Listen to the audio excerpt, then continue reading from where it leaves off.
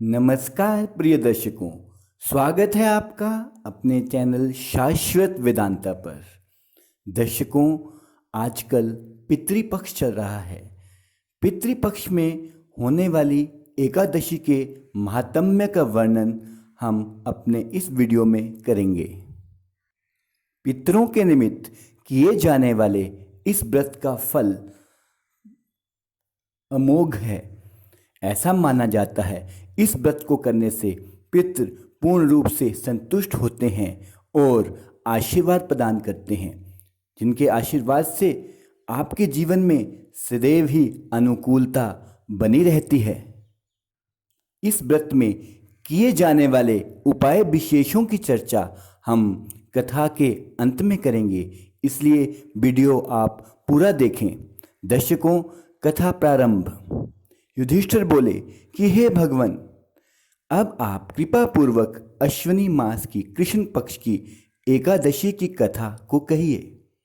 इस एकादशी का नाम क्या है तथा इस एकादशी के व्रत करने से कौन से फल मिलते हैं, ये सब समझाकर कहिए।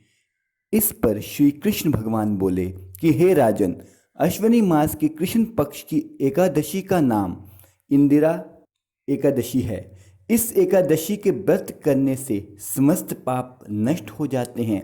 इस व्रत के करने से नरक में गए हुए पितरों का उद्धार हो जाता है। हे राजन, इस एकादशी की कथा के सुनने मात्र से ही वाजपेयी यज्ञ का फल प्राप्त होता है। प्राचीन सतयुग में महिष्मती नाम की नगरी में इंद्रसेन नाम का एक प्रतापी राजा राज्य करता था। वह पुत्र, पौत्र, धन धान्य आदि से पूर्ण और सदैव शत्रुओं का नाश करने वाला था। एक समय जबकि राजा अपनी राजसभा में सुखपूर्वक बैठा था, वहां पर महर्षि नारद का आगमन हुआ। नारद जी को देखकर राजा आसन से उठा और अर्घ्य आदि से उनकी पूजा करके उन्हें आसन प्रदान किया। महर्षि नारद बोले कि हे राजन, आपके राज्य में सब कुशल से तो है। मैं आपकी धर्मपरायणता देखकर अत्यंत प्रसन्न हूँ। तब राजा बोला, हे महर्षि, आपकी कृपा से मेरे राज्य में सब कुशल पूर्वक है तथा आपकी कृपा से मेरे समस्त यज्ञ कर्म आदि सफल हो गए हैं। हे देव, अब आपकी क्या आज्ञा है? इस पर नारद जी बोले कि हे राजन, मुझे एक महान आश्चर्य हो रहा है कि एक समय जब मैं ब्रह्मलोक से यमलोक गया, उस समय यमराज की सभा के मध्य में आपके पिता बैठे हुए थे। आपके पिता महान ज्ञानी, दानी और धर्मात्मा थे। वह एकादशी के व्रत के बिगड़ जाने से यमलोक को गए हैं। आपके पिता ने मुझसे कहा है कि आप मेरे पुत्र के पास जाएं। मेरे पुत्र का नाम इंद्रसेन है, जो कि महिष्मती नाम की नगरी में राज्य करता है। मुझे किसी पूर्व जन्म के बुरे कर्म के कारण ही ये लोक मिला है। यदि मेरा पुत्र इंद्रसेन अश्विनी मास के कृष्ण पक्ष की इंदिरा एकादशी का व्रत करे और उस व्रत के फल को मुझे दे दे तो मेरी मुक्ति हो जाए, इस लोक से छूटकर स्वर्ग लोक में वास करूं। जब राजा ने महर्षि नारद जी से पिता के ऐसे दुखपूर्ण वाक्यों को सुना तो उन्हें महान दुख हुआ और इंदिरा एकादशी के व्रत की विधि पूछने लगे कि हे नारद जी, अब आप मुझे इस एकादशी के व्रत की विधि बतलाइए। इस पर नारद जी बोले कि हे राजन, अश्विनी मास की कृष्ण पक्ष की दशमी के दिन प्रातःकाल श्रद्धा सहित स्नान करना चाहिए। इसके पश्चात दोपहर को भी स्नान करना चाहिए। उस समय जल से निकलकर श्रद्धापूर्वक पितरों का श्राद्ध करें और उस दिन एक समय भोजन करें और रात्रि को पृथ्वी पर शयन करें। इसके दूसरे दिन अर्थात एकादशी के दिन प्रातःकाल दातुन और स्नान करें। उसके पश्चात भक्तिपूर्वक व्रत को धारण करें और कहना चाहिए कि हे प्रभु, मैं आज निराहार रहूँगा और समस्त भोगों को त्याग दूंगा। इसके पश्चात कल भोजन करूँगा। हे भगवान, आप मेरी रक्षा करने वाले हैं, आप मेरे व्रत को संपूर्ण कराइए। इस प्रकार आचरण करके दोपहर को शालिग्राम जी की मूर्ति को स्थापित करें और उत्तम ब्राह्मण को बुलाकर भोजन कराएं और दक्षिणा दें। भोजन में से कुछ हिस्से को गो को दें और विष्णु भगवान की वो धूप दीप नैवेद्य आदि से पूजा करके रात्रि को जागरण करें। इसके उपरांत द्वादशी के दिन मौन होकर बंधु बांधवों सहित भोजन करें। हे राजन, ये इंदिरा एकादशी के व्रत की विधि है।